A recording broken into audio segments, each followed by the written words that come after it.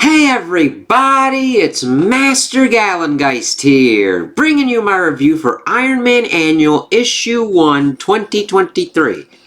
Very nice cover. And granted, this does happen in the comic book, and it's $4.99, so $1 more than what we've usually been having for with your regular kind of comic book series, but this is a weird one. I still enjoyed what we got, but this is very much the Contest of Chaos thing going on. So if you're going into this as thinking, hey, this will be a kind of Iron Man kind of thing, it's not really. It's kind of split between Iron Man and Storm, which isn't a big deal. I know generally what's going on with Storm and everything going on with the X-Men. Now granted, Tony's story has dovetailed with the X-Men, but this is a really weird issue. We'll actually get into it because I liked it and I enjoyed it, but I don't think this is a good annual, especially if it's billed as an Iron Man one where other things are going on with this. And that's not to be putting against this of like having a story arc throughout certain annuals, but you kind of want the focus to be the character it's about. Now, we do have a tribute to John Romita. So that's nice to see here again. And then we get right into it. We get Storm pretty much talking, and that something is pretty much talking to her and drawing her to like the west coast of Mexico. Like Mother Nature talking to her in various different kind of ways, like the gentle breeze of summer, pitter-patter of a torrential downpour, tempest. She finds it very soothing, but she has these voices from the aether kind of talking to her, and it's like, come closer, my child, another lesson awaits. Ahmed El Gibar, her surrogate father. It's like, I've been dead for years. Let's see. And then it was on Araco, where her and the other portion of the mutants had pretty much made up and like laid claim to Mars. She heard the voice of Amanda Sefton. Let's see. And Jean was able to kind of replay him, but she's convinced that that Storm is the only one who's experiencing these projections. They become clear as she descends back to Earth. And then she hears Kitty for some reason as she's like kind of like going through, and she hasn't heard the youthful voice from Kitty Pryde since she was an adolescent, which is kind of weird. It's like, all right. So she gets to this giant crystal cave in Naica, Chihuahua, Mexico. And then she hears from Stevie Hunter, and she's like, what is this madness? It's like, yeah, I'm not that well versed with Storm's history. Like, I don't knock her or hate her as a character. She's pretty awesome. I just haven't delved into her lore and everything that deeply. It's like, okay. Now, granted, they do a fine enough job of kind of like, especially with the first couple voices, kind of laying it all in. And then we get Tony popping up, heads up, coming in, landing kind of thing. But the thing is, we don't know timeline-wise where this kind of happened, because the last thing that happened with the Invincible Iron Man series is that Tony gave his armor, well, not gave it, he ordered his armor to pretty much get Emma Frost to safety. And here he's got it again, where he would normally probably be using the Mark Nil, the stealth armor that has been introduced, which it's like, okay. He even still had to kind of fix that up in his series, so I understand going back, but we kind of need to know what's kind of going on here. And of course he's like, hey, you're hearing voices in your head too? And she's like, yeah.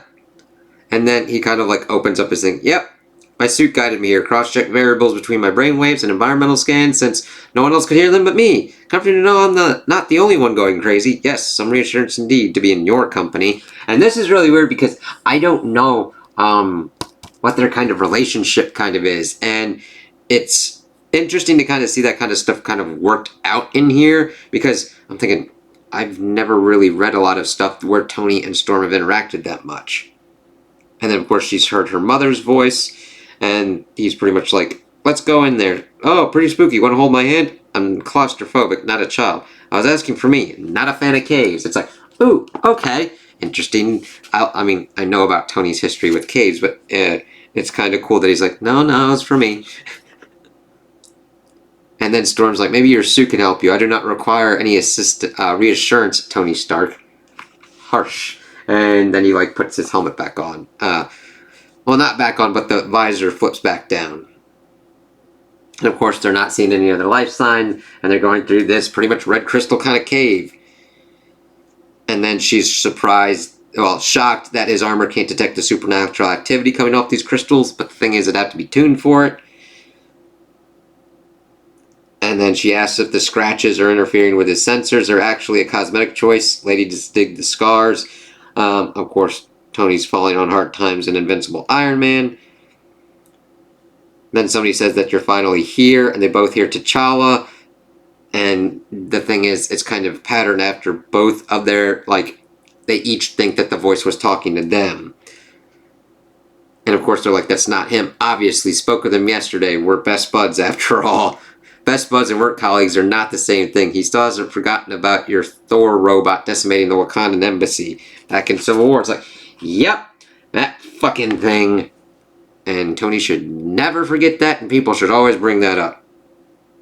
And then, of course, Tony goes to hit back on her. Oh, didn't you two have an ugly divorce? And didn't you upset everyone in Wakanda by stealing one of their prized swords? Which is interesting to have them brought up and then have, like, the little kind of notes to tell us where to kind of read about that going on. She says that everything was resolved amicably. There must be a reason these crystals are drawing us here. Well, drawing me here. I would concentrate better without your babbling. Let's see. And then Tony's like, I'm making this official Avengers business because this is weird. And then, of course, his comlink is getting a lot of interference. Then we see a kind of old school kind of looking version of Tony. It's like, what the fuck is going on here? And then Storm's like, oh, typical Avenger, playing the authoritarian. I'm like, well, Tony did authoritarian stuff with, like, Civil War and all that, but, normally I don't really see the Avengers doing authoritarian stuff. That's right, I'm not letting this become another X-Men related catastrophe. And then, of course, we see that, like, the cave is pretty much putting words in their mouths. It's too unstable. How's the claustrophobia treating you? And then, of course, the Crystal Storm hits back with who gave you the authority to kill Bill Foster, unleashing the extremist virus on the world, and blew up a brownstone building along with its tenants, and then saying for her to fuck off as he, like, shoots one of his repulsor rays that almost hits her but blasts the crystal instead, but it provides enough kind of shrapnel to still kind of, like, screw with her. And then, of course, she's like, screw you. And then he's like, why do you have to make it so personal? I'm the only help you have right now. You're the last person I would call for help. It's like, yeah, because we don't really know what your relationship is, as she pretty much zaps his ass.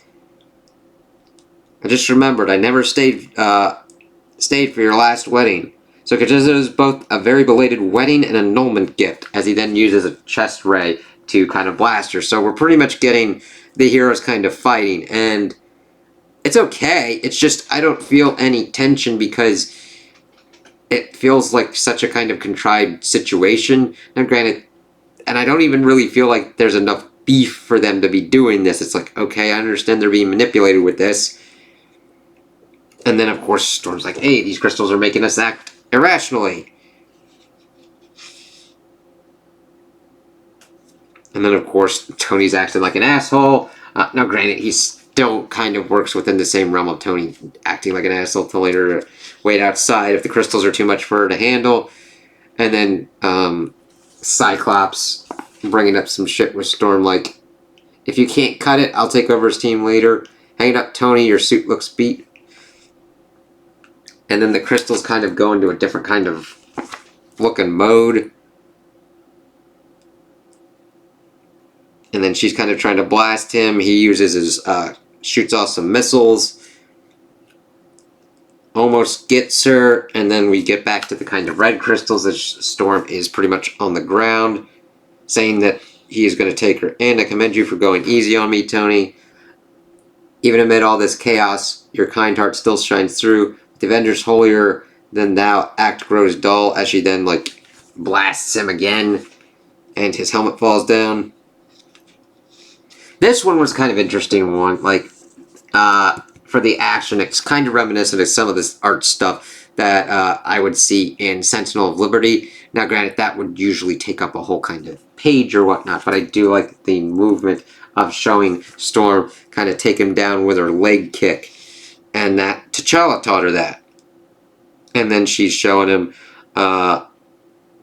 what she learned from the Dora Milaje, and then he uses one of his like wrist kind of gauntlet things, and 30 minutes in the penalty cave for you as he pretty much blasts the crystals to like fall down again, and then they shift back to the kind of muted color, and then he's kind of down out of nowhere. It's like, I built my first armor in a place like this. Who would have thought? Mr. Stark, you finally returned. Professor Yinsen?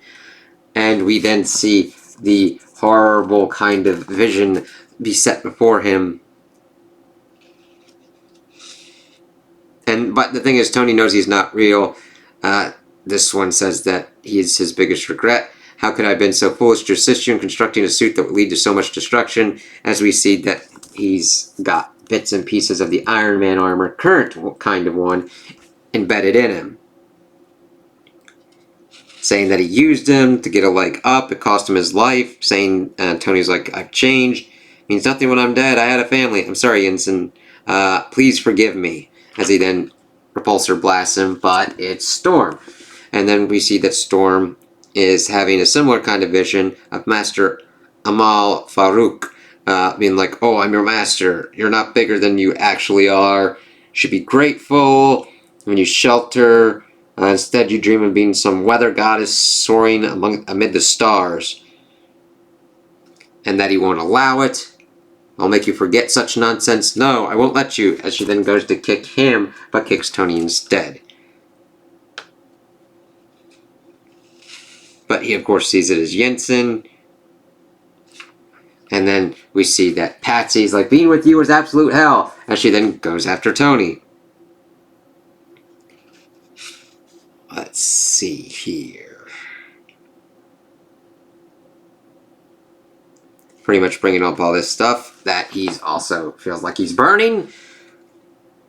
Now that was the Iron Man Hellcat annual. That was a decent annual.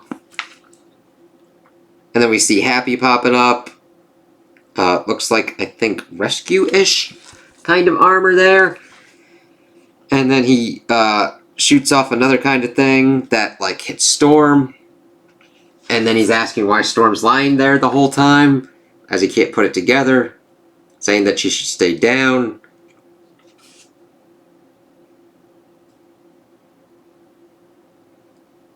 Nope. And then he's like, nope, I'm not falling for that again. And she's like, your armor's seen better days. He whistles for his helmet. It's taking a break right now.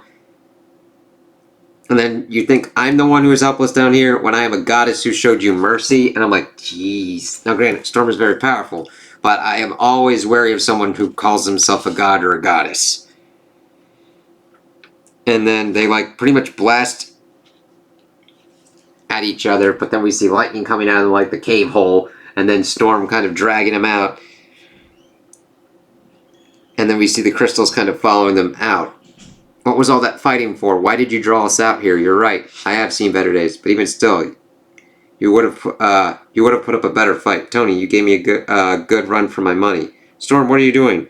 Something is taking me. And then she gets kind of like taken away. And we see Tony call Captain Marvel, saying that he went through a Twilight Zone episode. Any chance you could give me a lift home? And it's like, oh, okay. That's kind of weird that she kind of got Pokemon balled into some weird kind of shit. And that it'll be continued in Fantastic Four Annual Issue 1. So we'll kind of see what's going on there, because I do have the annuals on my pull list. Oh, multiverse role-playing game. I didn't know that they had something like that. Huh. So then we shift to Contest of Chaos Part 2. Now granted, I have not read the first one, but evidently Spidey is trying to figure out what's going on with the magic and all that, and that him and Jessica Jones are trying to get to the bottom of it. That should help give us a place to start investigating, right? I mean, we just make a list of everyone we know who can do little zaps with their fingers and then call them up until we find the person responsible for kidnapping Wolverine with a magic portal. And it does make sense that Spidey would be trying to investigate who would kidnap Wolverine. I mean, they're best, well, not best buds, but I like their friendship, and Spidey would be like, I kind of want to know what happened with him. There's Enchantress, Clea Strange, Wong, Scarlet Witch, Stephen Strange, Loki. I'm suddenly realizing that we know a lot of people with magical abilities, and we don't even have a motive. This could be like looking for a magical needle in a magical haystack in a magical multiverse of, do Iron Man and Storm get along? Storm and Iron Man, like the X-Men and Avenger, as they're like talking, like Jessica Jones brings that up. It's like, I don't know.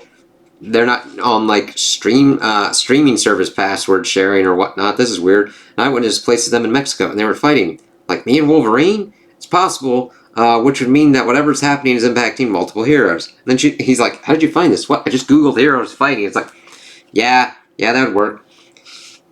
We should start by understanding the scope of what's happening. But now you're right, Peter. We need to talk to someone who understands magic better than us. To find the answer you seek, we must look to the past. Clea Strange, Sorcerer Supreme of the Dark Dimension, also Dog Mom and Witch, as we see that they go to Clea Strange with bats floating on. And we must look to the past, to a time when chaos reigned supreme. It's like, oh, so it was kind of cool to get a little check-in with Spidey and Jessica Jones and Clea Strange here. But it's just really weird that we have... So now we're looking here, and there's the prelude to chaos kind of thing. This is a kind of weird way to do this, in my opinion. You got your prelude with the Scarlet Witch Annual 1, and then evidently we had the Contest of Chaos with Spider-Man versus Wolverine in that Spider-Man Annual, which is different than the Amazing Spider-Man Annual. That's one of my things with Marvel. Like, this was an interesting issue, and I would have liked this better if it kind of focused more on Iron Man's kind of part and gave us kind of more of an understanding of his and Storm's relationship, because there really wasn't much there. Spidey and Wolverine had their kind of relationship, and that works out. The Fantastic Four, we got Human Torch versus Ghost Rider. Moon Knight, we got Moon Knight versus Teguki. I don't even know who that is. Then we got the Spider-Gwen Annual, which is Spider-Gwen versus White Fox. Teguki, yeah. And then Venom versus Deadpool, Cyclops versus Captain Marvel, then the Avengers Annual of the Avengers versus whoever.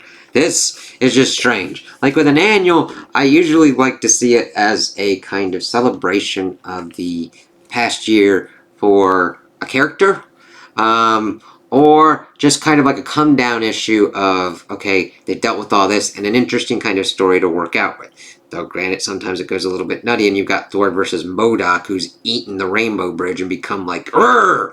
That was weird, but it still had Thor, and Thor kind of dealing with the usual kind of stuff that we've been seeing him deal with, even mainly within the arc that we've been following for the past year.